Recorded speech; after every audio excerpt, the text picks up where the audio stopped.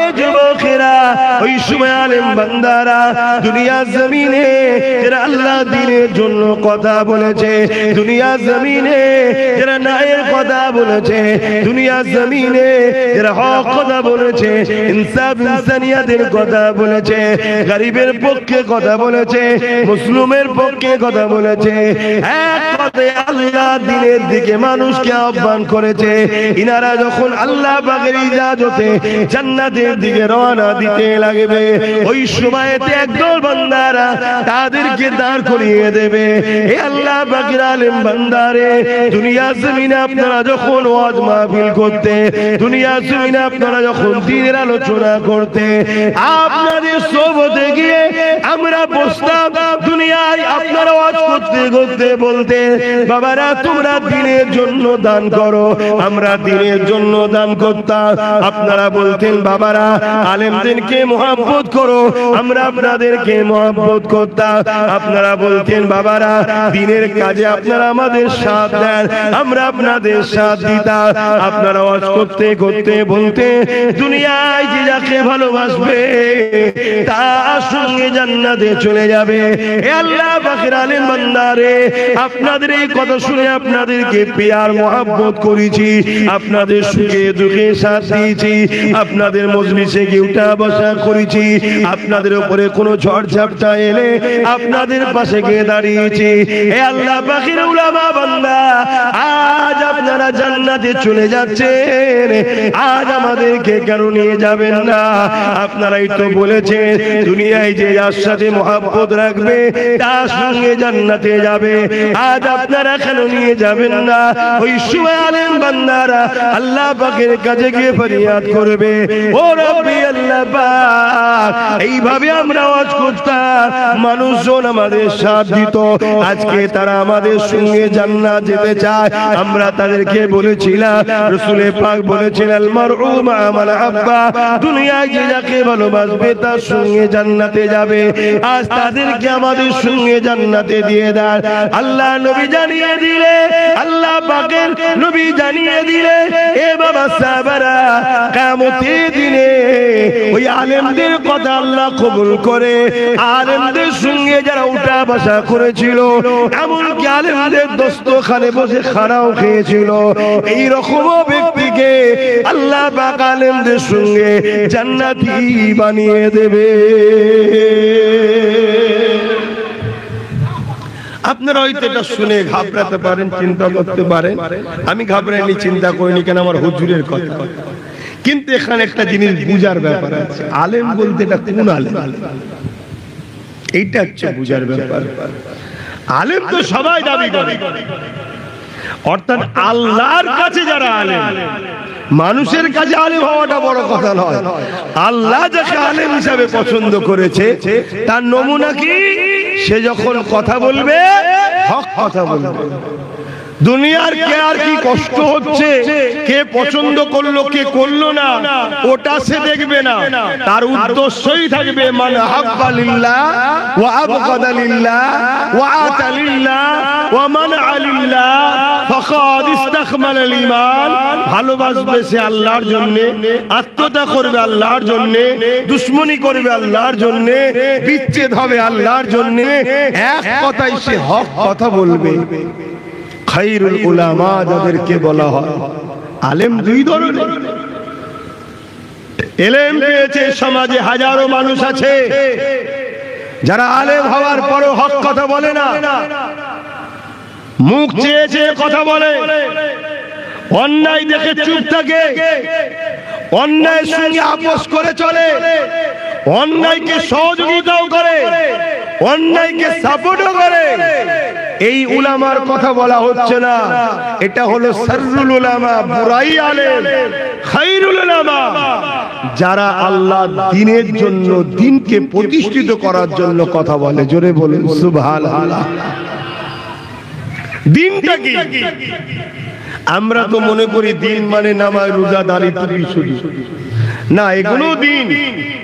তবে দ্বীন কুনতুম খায়রা উম্মাতিন উখরিজাত লিন-নাস তা'মুরুনা বিল মা'রুফ ওয়া তানহাউনা আনিল মুনকার। দিন হলো অন্যায়কে মিটাও, ন্যায়কে প্রতিষ্ঠিত করো, এর নাম হলো ইসলাম। আমি দাঁড়িয়ে রেখেছি, সমাজের কোনো উপকার নেই।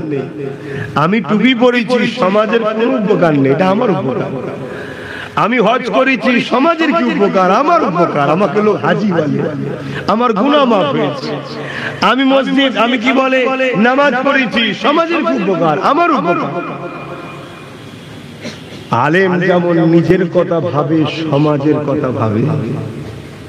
সমাজকে নেশা মুক্ত করার নাম ইসলাম, সমাজকে দুর্নীতি মুক্ত করার নাম ইসলাম, সমাজকে খুন মুক্ত করার নাম ইসলাম, সমাজে নেশা জাতীয় দ্রব্য মুক্ত করার নাম ইসলাম, সমাজে অত্যাচার, অনাচার, অবিচার বন্ধ করে সমাজে ন্যায়, ইনসাফ, ইনসানিয়ত প্রতিষ্ঠিত করার নাম হলো ইসলাম।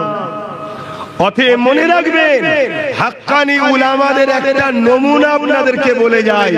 হাক্কানি উলামা তারা হবে সময়ের জালিম শাসক যাদের বিরুদ্ধে থাকবে। কি বললাম শুনলেন আপনারা? হাক্কানি উলামাদের একটা নমুনা হলো সময়ের জালিম শাসক তাদের বিরুদ্ধে থাকবে। এটা হলো হাক্কানি উলামাদের নমুনা। দাদা হুজুর পীর কেবলার সময় ছিল ব্রিটিশ হুকুমত, সময়ের শাসক ছিল ব্রিটিশ। দাদা হুজুরের বন্ধু ছিল না বিরোধী ছিল? জোরে বলে, বিরুদ্ধে ছিল। মুজাদ্দিদ আল-ফিসানি ওই সময় ছিল হতভাগা আকবর, জালিম শাসক ছিল। মুজাদ্দিদ আল-ফিসানির বিরুদ্ধে ছিল। গরিবে নওয়াজ সুলতানে হিন্দ আতায়ে রাসূল তিনার বিরুদ্ধে ছিল সেই সময়ের শাসক। ইমাম বুখারী তিনার বিরুদ্ধে ছিল সেই সময়ের শাসক। হযরত সুফিয়ান সাউরি তিনার বিরুদ্ধে ছিল সেই সময়ের শাসক। ইমামে আযম নুমান বিন সাবিত আবু হানিফা তিনার বিরুদ্ধে ছিল সেই সময়ের শাসক। হযরত ইমামে মালিক রাহমাহুল্লাহ তিনার বিরুদ্ধে ছিল সেই সময়ের শাসক। জালিম শাসকরা আলেমে হাক্কানিদের পক্ষে থাকতে পারে না, কারণ আলেমে হাক্কানি মদ, নেশা জাতীয় দ্রব্যের বিরুদ্ধে, খুনের বিরুদ্ধে, রেপের বিরুদ্ধে, জুলুমের বিরুদ্ধে, চুরির বিরুদ্ধে, অত্যাচারের বিরুদ্ধে, লুটের বিরুদ্ধে, সমাজকে ইনসাফ, ইনসানিয়ত নাই প্রতিষ্ঠিত করার পক্ষে থাকে উলামারা। জোরে বলুন সুবহানাল্লাহ। এই উলামাদের ঘরে বড় হাক্কানি উলামা। এদেরকে যদি দেখেন, রাসূল বলছেন সাহাবারে, আমাকে দেখে তোমরা যে নিয়ামত পাচ্ছ, আমার পরে যে উম্মত আসবে তারা আমাকে দেখতে পাবে না। আমি তো দুনিয়া থেকে ওফাত নেব, বেশক নবী হায়াতুন নবী আমাদের আকীদা, কিন্তু নবী ওয়াজ করছে আমরা শুনতে পাচ্ছি না। সাহাবারা যেমন শুনেছিল, তা হাক্কানি উলামারা যখন ওয়াজ করবে তাদের মুখের দিকে চেয়ে যারা নসিহত শুনবে, এ সাহাবা তোমরা আমাকে দেখে যে নিয়ামত পাচ্ছ, আল্লাহ তাদের আমলনামায় সেই নিয়ামত লিখবে। জোরে বলুন সুবহানাল্লাহ। হাক্কানি উলামাদের দাম নেই মনে করেছেন, কিন্তু সমাজ এখন তালে তাল দিয়ে চলার দিকে ব্যস্ত। দুদিনের দুনিয়া, চলো গায়ে হাওয়া লাগিয়ে লাও, গায়ে হাওয়া লাগিয়ে লাও। সামান্য এই গরমে যদি এই দিশে হয়, তা কবর তো দুই ধরনের হবে। হ্যাঁ জানি চার ধরনের, আমি দুটো সাইডে যাচ্ছি, হয় শান্তি আর নাই জাহান্নামের একটা গর্ত। কি হবে এগুলো তো ভাবতে হবে। আজ পিরানে পীর, বড় পীর দস্তগীর 850 বছর আগে চলে গেছে দুনিয়া থেকে। ফুরফুরা শরীফের মতো পবিত্র গ্রামে বড় পীর সাহেব হুজুরের স্মরণ সভা হচ্ছে। কেন? তিনি আল্লাহ ও রাসূলকে রাজি করেছে তাই। আর আমি তুমি চলে গেলে এক সপ্তাহ যাবে না, নিজের সন্তান ভুলে যাবে, নিজের সন্তান ভুলে যাবে। স্ত্রী মারা গেলে স্বামী অন্য সংসার করে নেবে, স্বামী মারা গেলে স্ত্রী অন্য সংসার করে নেবে। আর বড় পীর সাহেবের সঙ্গে কারো খুনের রেশতা নাই। আছে আপনাদের কারো সঙ্গে ফোনে সম্পর্ক নাকি? না। তারপরেও তাকে আজও ইয়াদ করছেন, আজও পিয়ার করছেন, গাড়ির পয়সা খুলে তাবারুক করে লোককে খাওয়াচ্ছেন। কেন? এটা আপনাদের দিলে রাখা হয়েছে আল্লাহর ওলির প্রেম। জোরে বলুন সুবহানাল্লাহ। এই বিষয়ে ইবনে মাজাহ শরীফে একটা হাদিস আছে, একটু বলছি মন দিয়ে শোনেন। আল্লাহ পাক যখন কাউকে ভালোবেসে নেয়, আল্লাহ তখন সর্বপ্রথম জিবরাইল আলাইহিস সালামকে ডাকে, এই জিবরাইল, আমি সুলতানে বাগদাদ বা গরিবে নওয়াজ বা আমার মুর্শিদ কিবলা, এক কথাই আল্লাহ ওয়ালা, অমুকের ইবাদত বندگিতে আমি বড় খুশি হয়েছি। এ জিবরিল, আমি আল্লাহ অমুককে ভালোবেসেছি। জোরে বলুন সুবহানাল্লাহ। পৃথিবীর বুকে, দুনিয়া আখিরাতের বুকে সবথেকে দামি সম্পদ হলো এইটা, আল্লাহ ভালোবাসে আমাকে। এই কথাটা এর চেয়ে দামি আর কিছু না, যে আমার স্রষ্টা আমাকে ভালোবাসে। আর পৃথিবীর সবাই তোমায় ভালোবাসে, স্রষ্টা তোমায় ভালোবাসে না, তোমার কিচ্ছু দাম নেই। হযরত জিবরাইল আলাইহিস সালাম বলেন, আল্লাহ পাক আমার জন্য কি হুকুম রয়েছে? আমার আল্লাহ পাক বলেন, জিবরাইল রে, আমি যাকে ভালোবাসি তুমিও তাকে ভালোবেসে নাও। হযরত জিবরাইল গাওয়া দেন, ও রব্বি আল্লাহ পাক, আমি আপনার পেয়ারাকে ভালোবেসে নিলাম। জিবরাইল চলে যেতে লাগে, আল্লাহ পাক আওয়াজ দেন, জিবরাইল রে, ইসরাফিল মিকাইল আজরাইলকে জানিয়ে দাও, আমি আল্লাহ যাকে ভালোবাসি তারাও জানো তাকে ভালোবেসে নাই। তিন আরো ফেরেশতার কাছে মেসেজ চলে যায়, তিনারও ভালোবেসে নাই।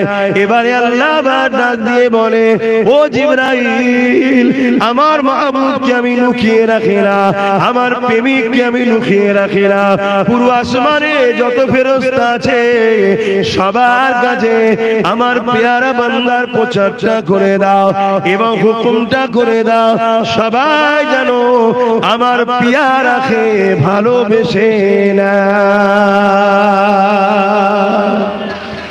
সমস্ত ফেরেশতারা আসমানের আল্লাহর মাহবুবকে ভালোবাসতে থাকে। আল্লাহ নবী বললেন, সাহাবারে, জিবরাইলকে আল্লাহ আবার ডাক দেয়। আবার জিবরাইল বলেন, লাব্বাইকে আল্লাহ, আর কি হুকুম আছে? হ্যাঁ জিবরাইল, দুনিয়ায় চলে যাও, দুনিয়াতে যাও, আর একটা টিম নিয়ে যাও। মন দিয়ে শোনে, আপনারা এই চটে বসে আপনাদের নসিবটা ভালো না খারাপ এবারে কমসে উত্তর পাবেন। তা আমার কাছ থেকে না, আমার হুজুরের কাছ থেকে। নবী বলছে, যদি আমরা পীরেদের মহব্বতের লোক না হতাম আসতাম না। এসেছেন, এটা প্রমাণ। কেন এই সমাজে কিছু লোক ওলি আল্লাহদেরকে মানা বা শিরক বলছে, বলুন নাউজুবিল্লাহ। আরে এরা শিরকের ডেফিনিশনই জানে না, শিরকের সংজ্ঞাই জানে না। মাথায় টুপি, মুখে দাড়ি রেখে দিয়ে বড় পিরান লাগিয়ে দিয়েছে বা জুব্বা লাগিয়ে দিয়েছে বা কুর্তা পরে ফেলেছে, ভাবছে আমি বড় আল্লামা হয়ে গেছি। বাপেরা, নওজোয়ান তরুণেরা, হযরত জিবরাইল আলাইহিস সালাম টিম নিয়ে বেরিয়ে পড়লেন। আল্লাহ হুকুম করে দিল, ও জিবরাইল, দুনিয়া জমিনে যাবে, আমার বান্দা বান্দির অন্তরগুলোকে পরীক্ষা করবে। কি পরীক্ষা করব আল্লাহ? যাদের অন্তরগুলো দেখবে পাক পবিত্র রয়েছে, ওই অন্তরে আমার ভালোবাসার প্রেমটা রেখে দাও। আমরা গৌসুল আজমকে নিজে থেকে ভালোবাসিনি, আমাদের অন্তরটা জিবরাইল চেক করেছে, ফেরেশতা দ্বারা আমাদের অন্তর পাক পবিত্র পেয়েছে। এই জন্য গৌস পাকের প্রেমকে রাখা হয়েছে, গরিবে নওয়াজের প্রেমকে রাখা হয়েছে, মুজাদ্দিদ জামানের প্রেমকে রাখা হয়েছে, পাক হুজুরের প্রেমকে রাখা হয়েছে, আল্লাহর ওলিদের প্রেমকে রাখা হয়েছে। মনে রাখবে, আমরা লেবাসে কর্মজীবনে উঠা বসাতে আমাদের ভুল আছে, এটা আমরা মেনে নিচ্ছি, ক্ষমা চাইছি আল্লাহর কাছে, আস্তাগফিরুল্লাহ। কিন্তু আমাদের হৃদয়টা পবিত্র রয়েছে। এর প্রমাণ এই হাদিস দ্বারা আমাদের অন্তরে ওলিদের প্রেম আছে। এর মানে জিবরাইল দেখেছে আমাদের অন্তর পাক রয়েছে। বুঝতে পারছেন তো বাইকের আওয়াজে? আমাদের অনেক কিছু ভুল আছে জিন্দেগিতে, অস্বীকার করছি। মানুষ তো ভুল ছাড়া নয়, কেউ এই সাইডে কেউ ওই সাইডে ভুল আছে, কিন্তু ওলিদের মহব্বত থাকার একটা নমুনা দিচ্ছে যে আমাদের অন্তরে ওলিদের প্রেমটাও আছে। আল্লাহ কবুল করুন, আল্লাহুম্মা আমিন। দরুদ শরীফ আল্লাহুম্মা সাল্লি আলা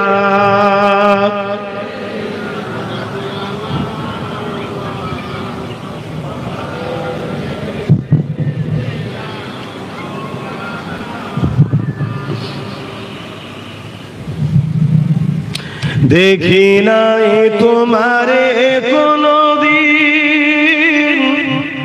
তবু হৃদয়ে অমলে।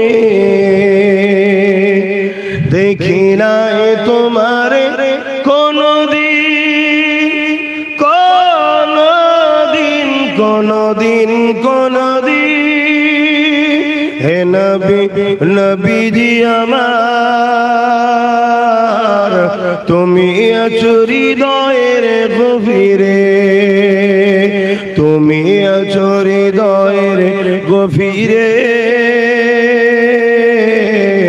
ভুলবো তোমায় বলো কি করে,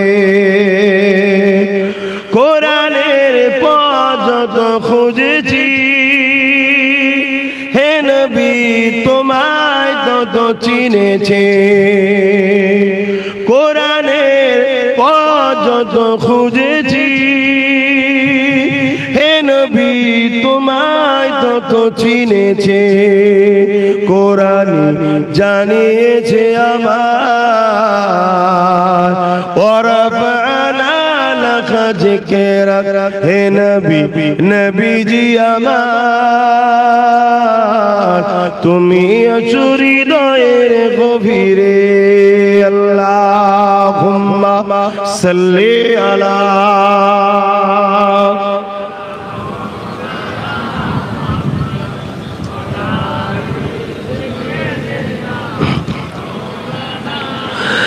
বাবেরা, নওজোয়ান তরুণেরা, হযরত বিরানি বিদস্তগীর বড় পীর সাহেব হুজুর গেল্লাবা কত বড় শান ওয়ালা করেছেন, কত বড় নিয়ামত ওয়ালা করেছেন।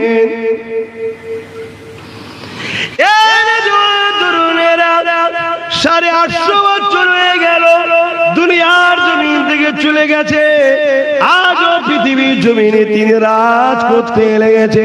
বাগদাদের জমিনে আজও কোটি কোটি মানুষ তিনার রওজা শরীফে হাজিরা দিচ্ছে, চোখের পানি ফেলে কাঁদছে, ভিক্ষার হাত পেতে দিয়ে কাঁদছে। ও পিরানে পীর দস্তগীর, আপনি আমাদের জন্য দোয়া করেন। ও পিরানে পীর দস্তগীর, আপনি আমাদের জন্য ফরিয়াদি করেন। এ যুবকেরা, তরুণেরা, বাবেরা, ভালোকে ভালো করতে লাগে না, অন্যায় খারাপকে ভালো করাটাই হলো তো ওলিদের কাজ। তাই পিরানে পীরের দরবারে একদিন একটা চোর চুরি করতে ঢুকেছিল, কেননা হুজুরের মেহমান খানা ছিল, লঙ্গর খানা ছিল, যেখানে মানুষ কোনোদিন না খেয়ে ফিরে যেত না। হুজুর অতিথি আপ্যায়ন করতে থাকতে, এই জন্যে হুজুরের দরবারে এমন করে একদিন একটা চোর ঢুকেছে ওই খাদ্য সামগ্রী চুরি করে নেবে বলে। কিন্তু আল্লাহ পাকের মর্জি, সে অন্ধকারের মধ্যে ভুল রাস্তায় গিয়ে এমন করে যারা পাহারাদার হুজুরের খাদেম বা দরবারে থাকে, তাদের শরীরের উপরে টাচ হয়েছে, পা তুলে দিয়েছে, তারা জেগে উঠেছে। কে তুমি, কোথা থেকে আসছো বলো? কেন আসার রাস্তা এদিক দিয়ে বা গেট দিয়ে, আর সে সিল কেটেছে, মানে দিয়াল কেটেছে, কেটে উল্টো দিক দিয়ে আসছে। চুরি করে করতে এসেছে কিন্তু ভটকে গেছে। কে বলো? সে তো তাড়াতাড়ি বলছে আমি মুসাফির এসেছি, হুজুরের দরবারে রাত ছিলাম, একটু প্রয়োজনে গেছিলাম, রাস্তা বুঝতে পারি। কিন্তু খাদেমরা বুঝতে পেরে গেছে চোর। চোর ধরা পড়লে কি করেন? চোর ধরা পড়লে কি করেন আপনারা? পালিশ করেন তো নাকি? খাদেম ভালদারে পালিশ করেছে, সারা রাত ধরে পালিশ করেছে। হুজুর তো খানকা শরীফে আছে, হুজরা মুবারকে ভালো করে পিটিয়ে, আর শীতের রাত ছিল, এক পোস্টে বেঁধে দিয়েছে। বেচারি মা খেয়েছে, আর ঠান্ডাতে বেচারি কষ্ট পেয়েছে।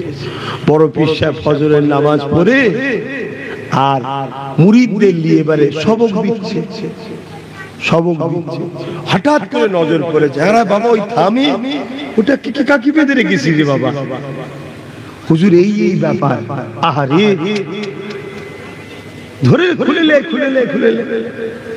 আল্লাহর ওলি কত মন দয়া দেখে খুলে নিয়েছে। বাবা কি খবর বাবা?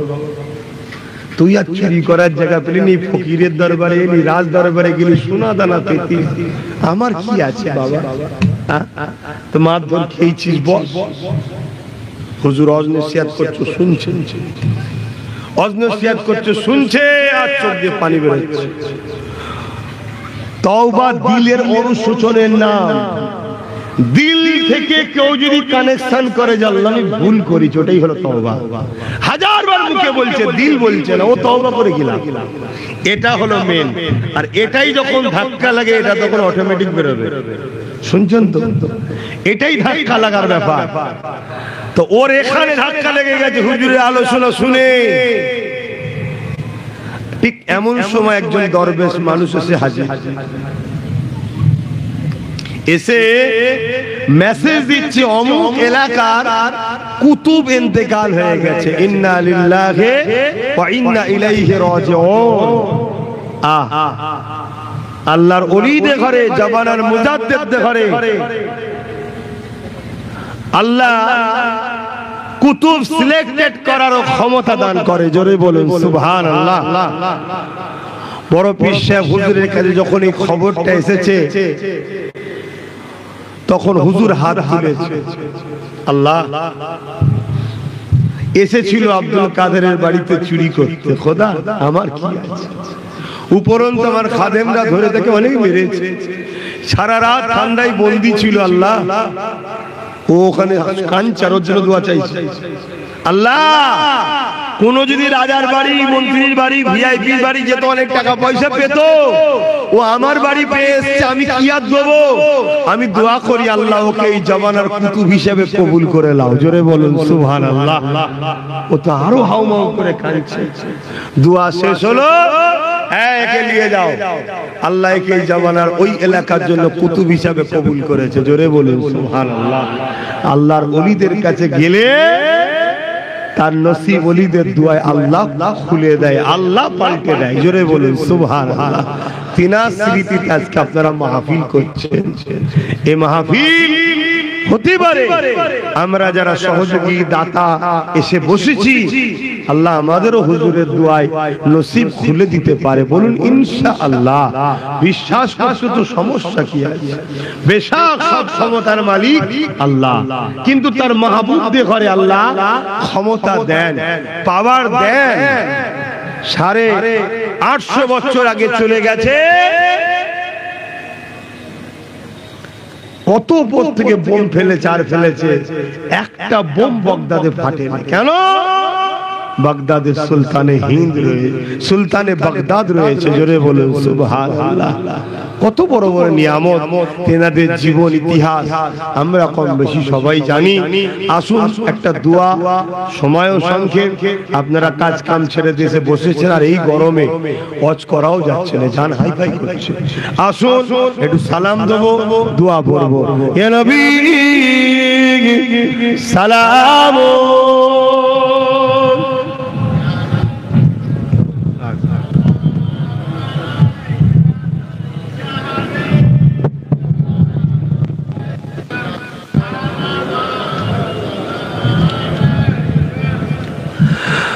طلع البدر علينا من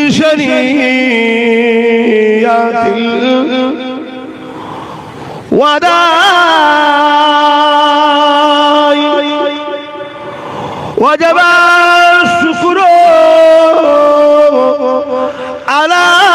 علينا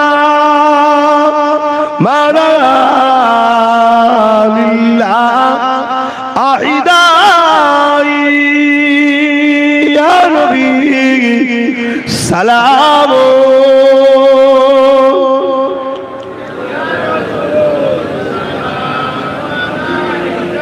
يا حبيب سلام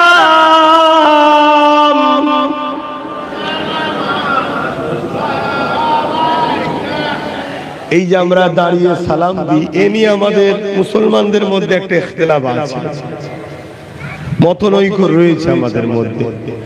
মনে রাখবেন দাঁড়িয়ে সালাম দেওয়া হলো সুন্নাতে সাহাবা হুজুররা দাঁড়িয়ে সালাম দিতেন। কিন্তু কেউ যদি বসে সালাম দেয়, আমাদের মুর্শিদ কিবলা জামানার মুজাদ্দিদ দাদা হুজুর পীর কিবলা রাহমাতুল্লাহ আলাইহি তাদের বিরুদ্ধে কোনো ফতোয়া বা তাদেরকে বাধ্য করা এমন কিছু বলে যায় না। ঠিক তেমনি কেউ যদি আমরাও দাঁড়িয়ে সালাম দিই, আমাদের বিরোধী বা আমাদের উপরে কোন রকম বিদ্বেষমূলক ব্যবহার যদি না করে, এটাই উত্তম হবে। কেননা কেউ যদি বসে সালাম দেয়, তার বিরুদ্ধে শরীয়তের কোনো ফতোয়া নাই যে সে বেঈমান হয়ে গেছে, এটা হয়ে গেছে না। কিন্তু কেউ যদি বিরোধী করে, তখন কিন্তু ফতোয়া এসে দাঁড়াবে সে গুস্তাখে রসুল মানে সে ইসলাম থেকে বেরিয়ে গেছে। এজন্য বলবো, এখনো নিয়ে আমার ভাইয়েরা সব অনেকে দেশ বিদেশে থাকেন, কাজ করতে শিখতে গেছেন, কাজ করতে গেছেন, কাজ করবেন, নতুন ধর্ম শিখে আসবেন না। কেন? আমার রসুল বলেছেন আমার উম্মতের মধ্যে ৭৩টা দল হবে, ৭২ দল জাহান্নামে যাবে। ৭২ দলেই দাড়ি টুপি নামাজ রোজা থাকবে, তারপরেও জাহান্নামে যাবে। কেন? তাদের মধ্যে একটি জিনিস থাকবে না, কি? রসুলের আদব ও প্রেম থাকবে না। এজন্য বলবো, দেশ বিদেশে যেখানেই থাকেন, সুস্থ থাকেন, ভালো থাকেন, দোয়া করি নতুন ধর্ম শিখে আসবেন না। আপনারা ফুরফুরা শরীফের মাটি এই এলাকার সন্তান আমাদের মুজাদ্দিদ জামান রয়েছে, তেনাকে নিয়ে আমরা গর্বিত। বাংলার মানুষ কোন নবী পাইনি, কোন রসুল পাইনি। বাংলার মানুষ দ্বীন ইসলাম পেয়েছে, রসুলের আদর্শ পেয়েছে জামানার মুজাদ্দিদের দ্বারা। এটা আমাদের আল্লাহ পাকের দরবারে শুকরিয়া আদায় করা দরকার। আসেন, তাই একটু জবান খুলে পড়ে পড়ছেন সবাই ঠিকই, কিন্তু একটু মহব্বতের সাথে পড়ে। ইয়া নবী সালাম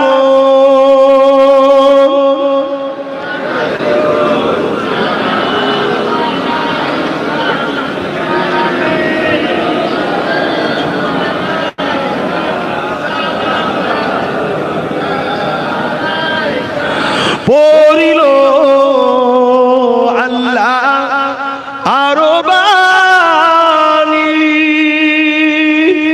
পোহানো দুঃখে রজনী, হইল জগৎ অনুরানী, আমিনার নয় ও নির্মণি, ইয়া নবী সালাম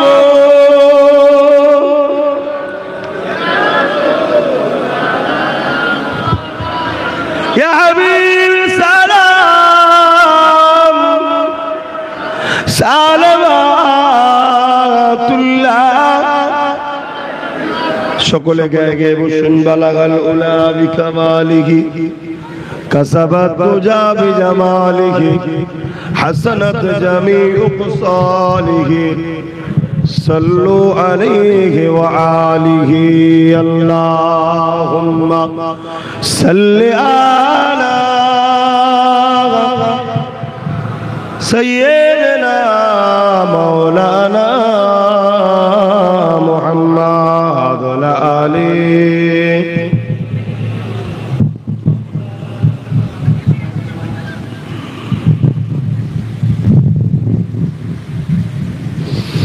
যাদের হৃদয়ে আছে আল্লাহর ভয় তারা কখনো ভুলে যায় না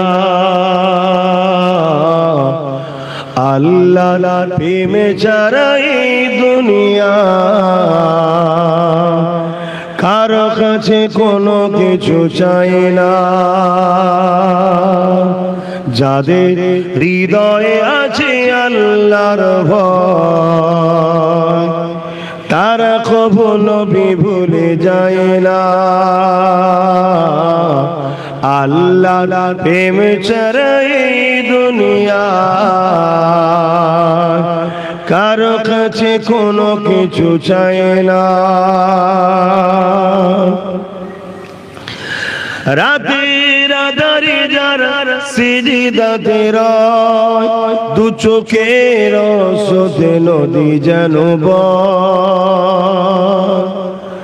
রাতের আধারে যারা সিজদাতে রয় দু চোখের স্রোতে নদী যেন বয় ছলনার ঘাচানি যত আসো ছলনার ঘাচানি যত আসো পিছনে ফিরো তাকায় না যাদের হৃদয়ে আছে আল্লাহর ভয় তারা কখনো ভুলে যায় না আল্লাহ প্রেম ছাড়া এই দুনিয়া কারো কাছে কোনো কিছু চাই না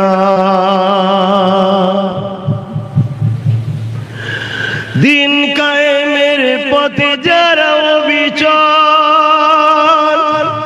তারা হলো আল্লাহর প্রিয়জন বাতিলের কাছে যারা হার মানে না বাতিলের কাছে যারা হার মানে না সংগ্রাম করে যায় অমর দিন কায়েমের জন্য যারা অবিচল তারাই তো আল্লাহর প্রিয়জন দিন বলতে বলবেন তো দিন বলতে কি আরে হয়ে গেছে প্যাকেট এক্ষুনি দেবে দাঁড়া দিন বলতে কি ইসলাম ইসলাম কায়েম করতে যারা সর্বসময় ব্যস্ত তারাই তো আল্লাহর প্রিয়জন এবারে ইসলাম ওয়ার্ডের মানে হলো শান্তি ব্যাপক অর্থ কি ইসলামের প্রথম কাজ হলো সবথেকে ভালো কাজ হলো ক্ষুধার্ত মানুষকে খানা খাওয়ানো ইসলাম ইনসাফের নাম ইনসানিয়তের নাম মানবতার নাম কল্যাণের নাম অধিকার গরিবের অধিকার দিবার নাম এতিমের অধিকার বিধবার অধিকার মা বাপের অধিকার স্বামী স্ত্রীর অধিকার সন্তানের অধিকার প্রতিবেশীর অধিকার ইসলাম তো সাম্য ন্যায় শান্তি ইনসাফ ইনসানিয়ত প্রতিষ্ঠিত করার নাম ইসলাম সন্ত্রাস মুক্ত করার নাম ইসলাম জঙ্গিবাদ মিটাবার নাম ইসলাম আচ্ছা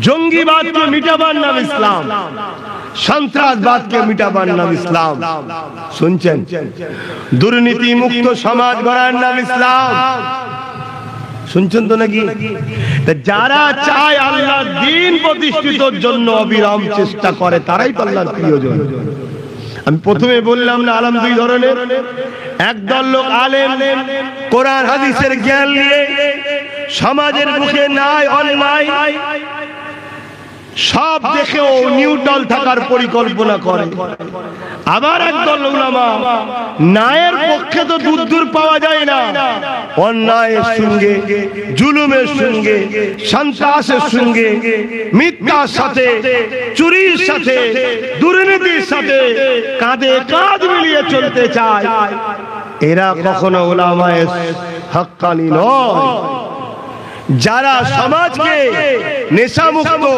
দুর্নীতি মুক্ত, চোর মুক্ত, ইনসাফ করার জন্য, ইনসানিয়াত করার জন্য সমাজকে যারা শিক্ষা দেয়, তার জন্য অবিরাম চেষ্টা করে, তারাই তো আল্লাহর প্রিয়জন।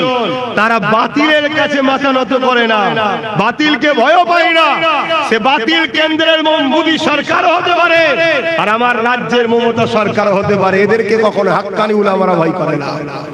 এরাই তো প্রকৃত আল্লাহর প্রিয়।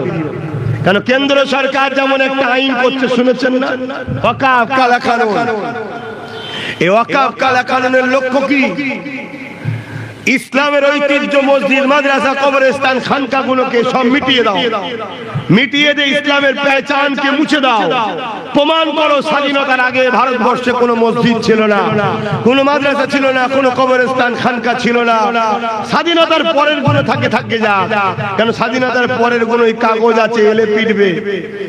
আগের গুলোকে নিয়ে প্রমাণ করে দে স্বাধীনতার আগে তোমাদের কোনো অবদান ছিল না, অর্থাৎ তোমরা বাঙালি হলে বাংলাদেশ থেকে এসেছো, আর অবাঙালি হলে বলবে অন্য পাকিস্তান, আফগান থেকে এসেছো। এটাই হলে যে চক্রান্ত। কিন্তু আমার মসজিদকে, আমার মাদ্রাসা, আমার কবরস্থান, আমার দ্বীনের বিরোধী যারা করবে, তাদের বিরুদ্ধে সংগ্রাম যারা করে, তারাই তো হাক্কানি উলামা। শুনছেন? আজ মসজিদে জুম্মায় জুম্মায় খুতবা হচ্ছে, শুধু দুটো লাইনে ইমাম বলতে পারছে না, মসজিদে দাঁড়িয়ে জাল্লার ঘরকে বাঁচাবার জন্য ভুলে যেও না, ওয়াকাফ কালা কানুনকে বাতিল করার জন্য তোমরা তৈরি হও, প্রস্তুত হও, আন্দোলন করো, এটা বলতে পারছে না। কেন? আকসার মসজিদ কমিটি ইসলামের দুশমনদের হাতে চলে গেছে। আপনি ভাবেন মুসলমান, মুসলমানই তো ইসলামের সবথেকে বড় দুশমন। গাদ্দার তো মুনাফিক মুসলমানরাই, এরাই তো সবথেকে বড় গাদ্দার। এরা ঠিক জায়গাগুলো দখল করলে যে ক্ষমতার জোর দেখিয়ে মসজিদ কমিটিতে, মাদ্রাসা কমিটিতে, কবরস্থান কমিটিতে, ঈদগাহ কমিটিতে সব দখল করে বসে। যখন ইমাম হক কথা বলতে যাচ্ছে, অমনি বলছে সব গুছিয়ে নাও, তোমায় আর থাকতে হবে না। আর ইমাম তারও কলিজাতে ওই খুনো নাই যে তোর রইল ইমামতি, আমার আল্লাহ আছে, এটাও বলতে পারছে না। তবে আগামী দিন আমি আপনাদেরকে সজাগ করার স্বার্থে বলছি, ওয়াকাফ একদিকে যেমন আমাদের ধর্মীয় বিষয়, ইমানি দায়িত্ব আন্দোলন করতে হবে, অপর দিকে ওয়াকাফ আমার দেশের সংবিধান বিরোধী কালা কানুন করেছে ওয়াকাফের বিরুদ্ধে, তাই সংবিধানকে বাঁচাবার স্বার্থে এই আইনের বিরুদ্ধে লড়তে হবে। তাই প্রতিটা ইমামকে অনুরোধের সাথে বলছি, প্রতিটা মসজিদে এক লাইন হলেও বলবেন জুম্মার দিনে, বলতে না পারেন ইমামতি ছেড়ে দেন, না হয় আল্লাহর কাছে কিয়ামতের দিন ধরা পড়তে হবে। আর প্রতিটা আলেম উলামা, পীর, পীরজাদা, মাওলানা, মুফতিকে বলবো, ঘন্টার পর ঘন্টা জলসা করছেন, 5টা মিনিট যদি ওয়াকাফলি সমাজকে না বলতে পারেন, স্টেজে উঠা বন্ধ করে দেন। কেন? আপনি ধর্ম করছেন পেটের জন্য, আপনি হজ করছেন পেটের জন্য। আপনি যদি ধর্মের জন্য কথা বলতেন, এত বড় একটা ইস্যু, যে ইস্যুতে ভারতবর্ষের ইসলামের ঐতিহ্য মিটিয়ে দেবে। কেরলে একটা মসজিদ আছে 1450 বছর বয়স, চেরামান মসজিদ বলে, ওটাকে ভেঙে ফেলে। গুজরাটের মসজিদ আছে 1300 বছর বয়স। এগুলো প্রমাণ দিচ্ছে ভারতবর্ষে ইসলাম কত বছর থেকে আছে। এগুলো মুছে গেলে তুমি প্রমাণ দিতে পারবে না ইসলাম কত বছর থেকে আছে। অতএব এই জায়গায় যদি তুমি উলামা হয়ে, আলেম হয়ে, পীরজাদা হয়ে, মাওলানা হয়ে তুমি যদি 5 মিনিট আল্লাহর ঘরের জন্য, মসজিদ মাদ্রাসার জন্য বলতে না পারো, আমার মনে হয় না তোমার এই নবীর মেম্বারে উঠার প্রয়োজন আছে। কথা কি আমি ভুল বলছি? কেন? বাবরি মসজিদ সুপ্রিম কোর্টে কেস চলছিল, অনেকে দেখবেন আবার বলবে কেস চলছে তো, কেস চলছে তো কি হয়েছে? কেস চললে বলা যায় না এটা কোন রাইট থেকে পেলেন আপনি। সংবিধান তো আপনাকে বলার রাইট দিয়েছে, ইসলাম তো আপনাকে বলতে বলেছে। তা কেস চলছিল বাবরি মসজিদেরও, কি গো পেলেন নাই? কেন পেলেন না? আমরা ঘুমিয়ে পড়েছিলাম তাই। 6 ডিসেম্বর ছাড়া বাবরি মসজিদের চর্চা হতো না ভারতে। তাই আমরা ঘুমিয়ে পড়েছি বলেই টুক করে রায় হয়ে গেল সংবিধান বিরোধী রায়। কি বিরোধী রায়? সংবিধান বিরোধী রায় হয়েছে। এই কথাটুকু বলার সাহস নেই, সংবিধানের পক্ষে দাঁড়াবার সাহস নেই। সংবিধান বিরোধী রায় হয়েছিল আস্থার উপরে। যে রায় দিয়েছে চাপে পড়ে না অর্থে সেটা আমি জানি না, কিন্তু সব থেকে বড় দোষী আমরা।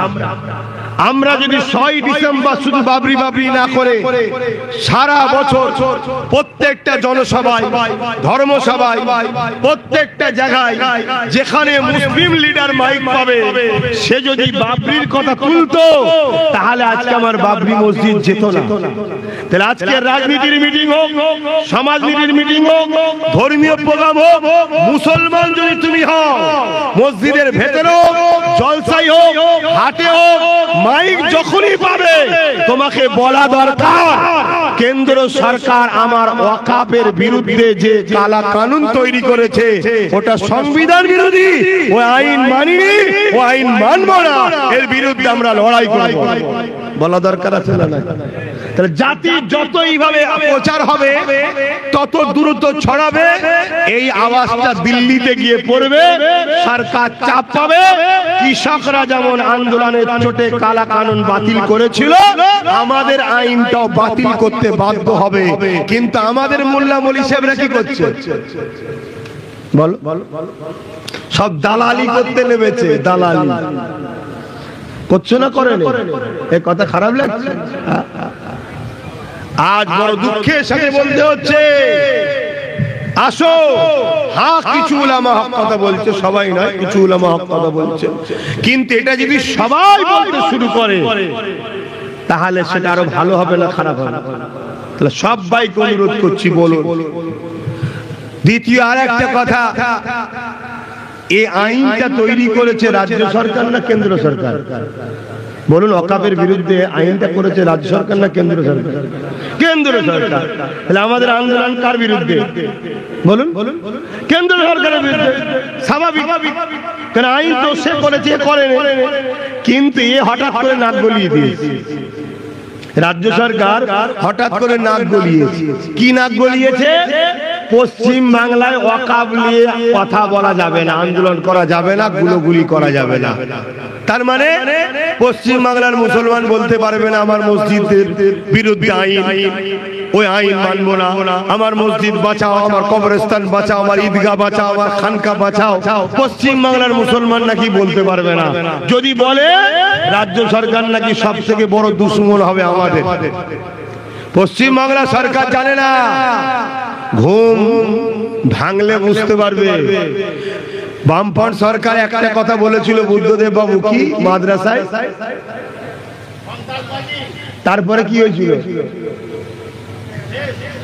অতএব ও বলছে আমাদের সঙ্গে দুশ্মনী করবে। আমরা যদি একবার থুতু ফেলে দিই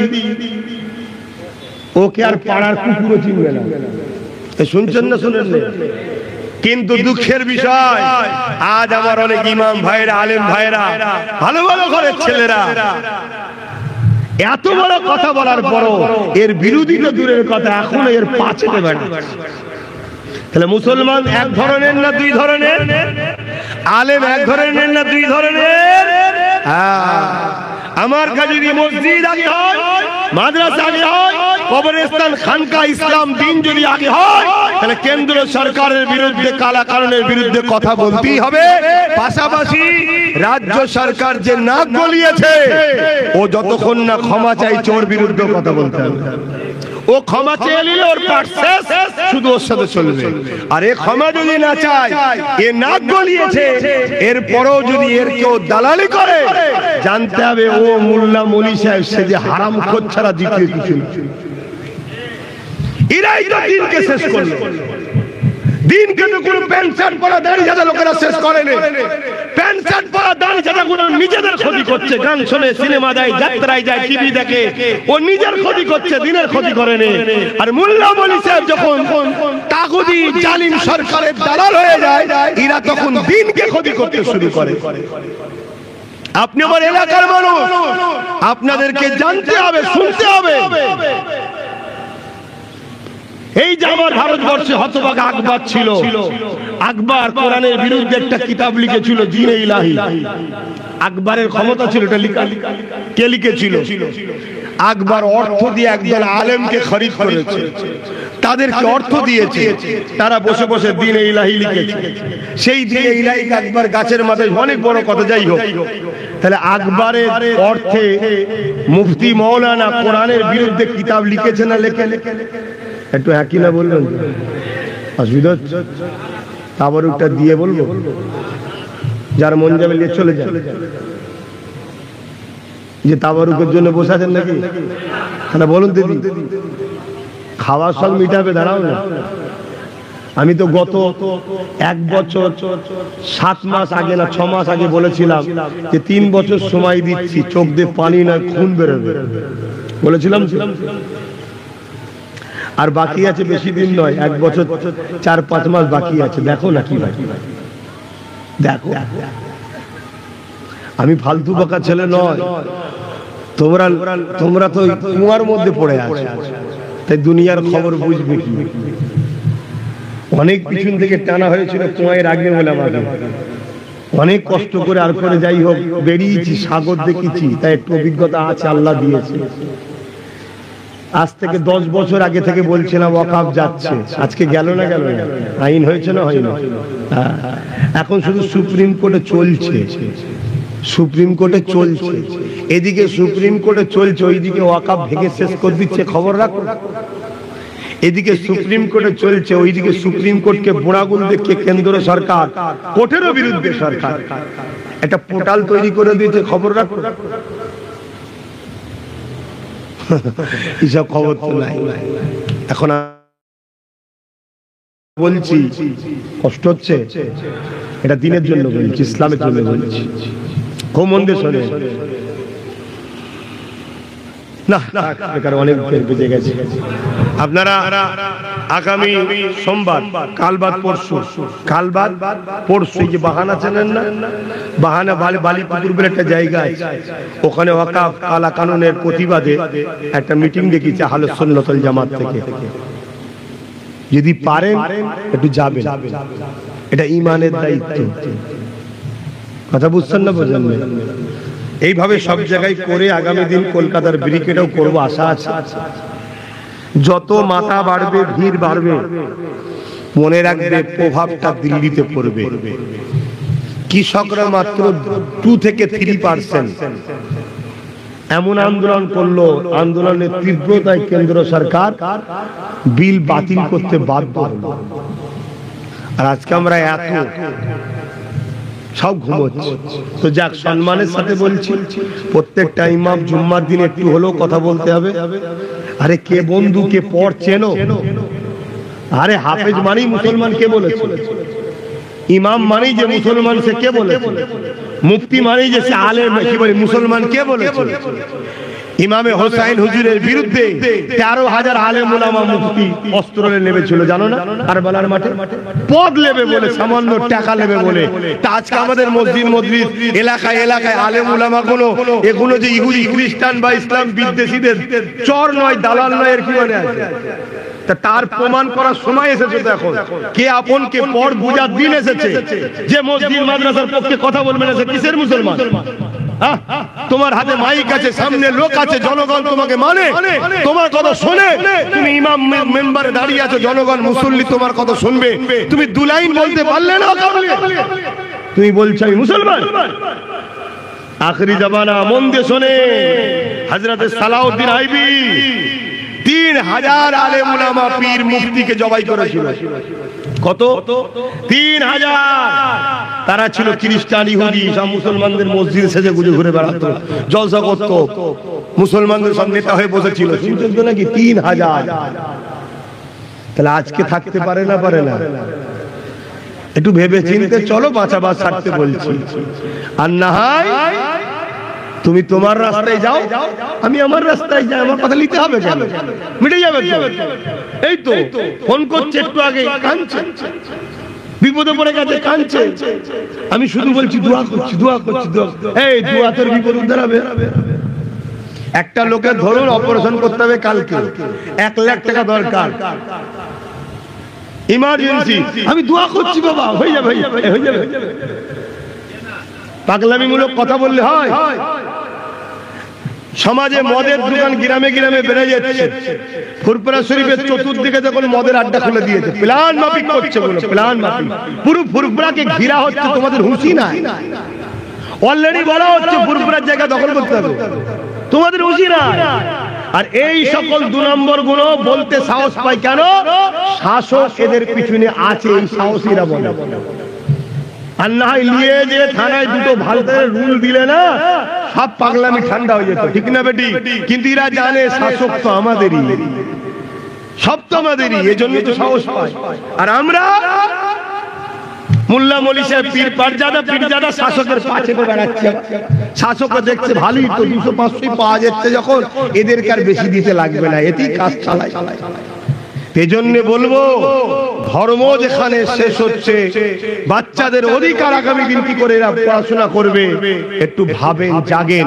আর কথা নয়, সকলে তেলাওয়াত করুন, দোয়া চাওয়া হবে। বিসমিল্লাহ শরীফের সঙ্গে দরুদ শরীফ, সূরা ফাতিহা শরীফ, ইখলাস শরীফ, এখনই দোয়া করা হবে। সকলে তেলাওয়াত করুন। বিসমিল্লাহ।